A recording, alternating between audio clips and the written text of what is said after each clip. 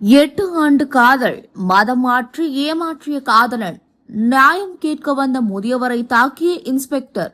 ராயபுரத்தில் பெரும் பரபரப்பு. 8 வருடங்களாக காதலித்து மதம் மாற்றம் செய்து தற்போது ஏமாற்றி வேறு ஒரு பெண்ணை திருமணம் செய்ய முயன்ற காதலனை தடுத்து நிறுத்தியுள்ளார் ஒரு இளம்பெண். இந்த விவகாரத்தில் பாதிக்கப்பட்ட பெண்ணிற்கு ஆதரவாக நியாயம் கேட்க சென்ற முதியவரை காவல் ஆய்வாளர் பணம் வாங்கிக் கொண்டு கொடூரமாக தாக்கியதாக தமிழக வெற்றி கழகத்தின் எம்எல்ஏ விஜய் தாமு அதிரடி குற்றச்சாட்டை முன்வைத்துள்ளார். காவல் நிலையத்திற்குள் நுழைந்து காவல் ஆய்வாளரிடம் அவர் வாக்குவாதத்தில் ஈடுபட்ட வீடியோ தற்போது சமூக வலைதளங்களில் வேகமாக பரவி வருகிறது. சென்னை ராயபுரம் பகுதியைச் சேர்ந்த ஒரு இளம்பெண்ணும் வாலிபர் ஒருவரும் கடந்த 8 வருடங்களாக தீவிரமாக காதலித்து வந்துள்ளனர். காதலியின் மதத்தை மாற்றிவிட்டு திருமணம் செய்வதாக கூறி ஏமாற்றிய அந்த வாலிபர் திடீரென வேறொரு பெண்ணுடன் திருமணத்திற்கு ஏற்பாடு செய்துள்ளார்.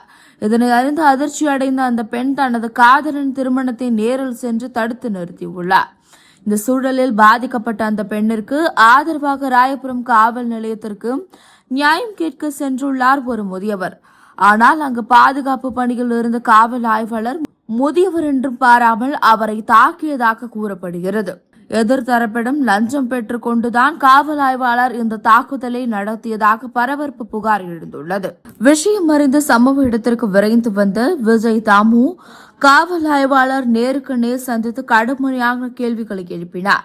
வாக்குவாதத்தின் போது எம்எல்ஏ விஜய் தாமு, நீங்கள் என்ன தவறு செய்தாலும் அது முதல்வரை தான் சாரும். நியாயம் கேட்க வந்த ஒரு வயசான முதியவரை நீங்கள் எப்படி அடிக்கலாம்? பணம் வாங்கிக் கொண்டுதான் இப்படி செயல்படுகிறீர்களா என்று காவல் ஆய்வாளர்களை பார்த்து கேள்வி எழுப்பினார். இதனால் காவல் நிலைய வளாகத்தில் பெரும் பதற்றமும் பரபரப்பும் நிலவியுள்ளது.